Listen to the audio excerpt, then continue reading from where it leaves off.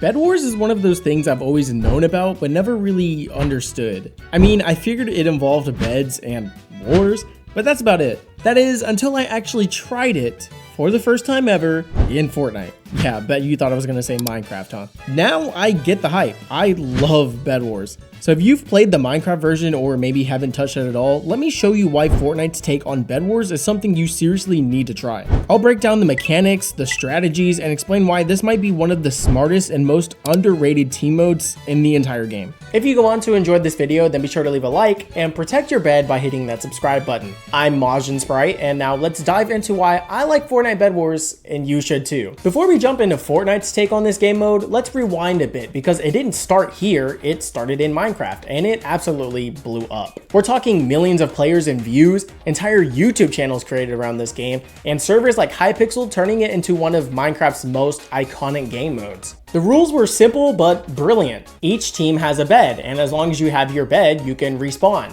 Lose your bed and your next death will be permanent. You gather resources from generators, buy gear and upgrades, build defenses around your bed, and try to destroy everyone else's before they get to yours. It's basically part PvP and part tower defense. And with the formula that good, it was only a matter of time before someone tried bringing the game mode into another game, which brings us to Fortnite. There have been plenty of community-made Bed Wars maps in Fortnite Creative, but none have reached the status of the simply named Bed Wars by GoodGamers. This map alone has averaged around 9,000 players daily over the past year, which is really good for a creative map. Sure, there are a few other maps that deserve praise, but this one is the one that we're mostly focusing on. In this version, the core gameplay loop is nearly identical to Minecraft's. Protect your bed, destroy everyone else's, and gather resources and upgrades along the way.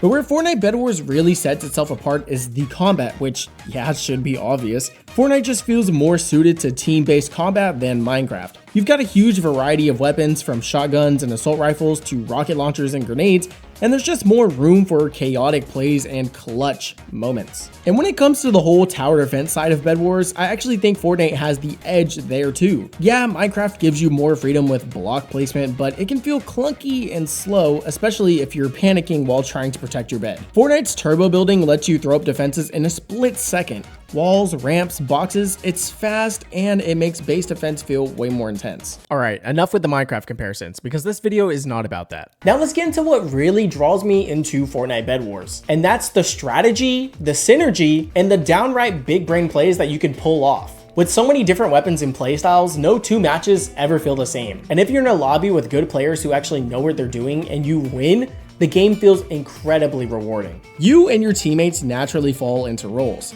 Maybe someone's the looter, someone's the fighter, and someone's the dedicated base protector. But when things get serious, the teamwork needs to lock in. Whether you're coordinating a full-on assault on a stubborn team's bed or frantically defending your own, it's those intense moments that make Bed Wars so peak. Now, your squad doesn't need to be made of cracked builders and aim gods, though it definitely helps. What really matters is communication and cooperation. I've seen plenty of games where a solid plan beats the sweatiest of superhero skin squads, and that victory always hits different. Especially for someone like me who considers themselves more of an above average player than a pro. There are so many ways to go about taking out a bed. Some players will just spray from a distance with miniguns, other players will grab a helicopter and crash into your defenses, and then there's the guy who boxes himself in with metal around your bed and just pickaxes away. This is one of those strategies that's only fun when it's happening to someone else. But it's not all offense. If your team isn't maxing out your upgrades, you're pretty much done for. It's not just about grabbing the coins and the diamonds from the generators scattered around the map, it's about denying resources to the other teams too. Starve them out, gear yourselves up, and that's the meta. Personally, I usually play Bed Wars with a friend or two, mostly to avoid teammates rage quitting the second things go sideways. And yes, that tends to happen a lot in public lobbies. If I'm feeling cocky, I'll start the match by immediately spraying a team's uncovered bed while they're still farming mats in the first 30 seconds. Doesn't usually do much, but make me public enemy number one, worth it sometimes. From there, I rush to Center Island, snag a few coins, and combo the speed upgrade with the spicy pepper to zoom around the map like Sonic the Hedgehog. It makes grabbing resources so much faster, and from there, I focus on upgrades. Once my team's maxed out, I go for the bed breaking phase. This is whenever I try to buy a rocket launcher and just fire away at the enemy beds. Pro tip, explosive weapons bypass bed shields, so using explosives is insanely overpowered. While I'm firing off rockets from across the map, my friend's usually dealing with whatever sweaty builds are in the way, and it's a strategy that we always implement into our games. The more that I've played, the more that I've realized that good players don't just do one thing, they adapt. They use every tool and strategy and whatever works in the moment. And that's what makes Fortnite Bed Wars so endlessly replayable. It rewards creative and strategic thinking. Now that's the general idea of how Bed Wars plays, but it's worth mentioning that there are a few other maps with their own gimmicks that change up the pacing of Bed Wars and definitely deserve some spotlight. In Lucky Block Bed Wars, the big gimmick here is obviously the Lucky Blocks. They spawn all over the map, including an upgradable one at your base, and when you break them, you'll either get something really good or just mediocre. On top of that, there are bosses guarding islands with loot, and if you control the coin and diamond spawners, they'll actually generate back at your home base. Compared to vanilla, this version moves pretty fast since you can get good loot pretty early. Now with Bed Wars Nuked, this one's closer to vanilla, but with one huge twist. You can gather parts at Center Island to literally drop a nuke on enemy beds. That's right, a nuke. Funny story, when me and my friend were playing this map, someone in chat said that they were recording for Team Power. I joked that I was recording too, and instantly both neighboring teams started targeting us until we got wiped out. We barely even got to play the game or have fun. Why are you just one-pumping me, bro? This is so stupid.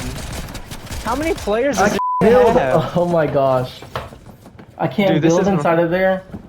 This is probably my least favorite Bed Wars, bro. Oh, and this map also has an XP system that lets you start your next game with bonus loot. Now finally, with Klombo Bed Wars, this map is designed for 4-player teams rather than the usual 3-player teams. This map gets its name from the big Klombo at Center Island who spits out mats for you, and admittedly, he's not super impactful, but the map makes up for it with extra defenses. You've got a grace period at the start of the game, a security system at your base that enemies have to break, and even an emergency shield that you can trigger when things get dicey. There's also a floating island with a boss on it that'll give you loot if you're brave enough. These maps aren't as popular as the GoodGamers version, but they still get solid lobbies and add a ton of variety to keep Bed Wars from feeling stale. Now naturally, as someone who really cares about the state of this GoodGamers Bed Wars map, I've got a few critiques and suggestions that could help the game feel more fun in the long run. And in the rare case that a developer is watching this video, hey, I hope you have an open mind. GoodGamers Bed Wars is the most popular version for a reason. It's simple, reliable, and feels like the vanilla take on the mode. But compared to the other maps I talked about, whether it's Lucky Block Bed Wars, Nuked Bed Wars, or Klombo Bed Wars, it comes off a little plain. That's why I think it would benefit from just a bit of extra flavor. Take the XP system for example. Right now it exists, but it doesn't actually do anything. If leveling up unlocked cosmetics, whether that's character accessories or even base skins, it would instantly give players something to chase. And one issue that affects every Bed Wars map, not just GoodGamers, is teammates leaving early. Losing a player before your bed is even broken makes the whole match feel pretty doomed. I know it wouldn't be easy, but some kind of fallback like temporary AI guards or slight discounts in the shop would help keep things fair and keep players from feeling like the game is over before it really starts. So overall, I don't want GoodGamers to stop being the clean vanilla option, but giving it a few more incentives and safety nets would keep it from feeling bare bones compared to the wilder maps. Fortnite Bed Wars has honestly surprised me. It's strategic, it's chaotic, and when your team is clicking, it's one of the most fun maps that Fortnite Creative has to offer. So if you've never given Bed Wars a shot in Fortnite yet, now's the time. Grab a couple of friends, build some defenses, break some beds, and maybe, just maybe, don't rage quit when someone snipes you for the 9th time. And now with that, that's the video. If you have any thoughts, let me know in the comments below. And if you liked the video, then like the video, and if you liked me, then subscribe. I've been Majin Sprite, you can just call me Sprite, but never Majin, and hopefully I'll see you in the next video. Bye-bye now.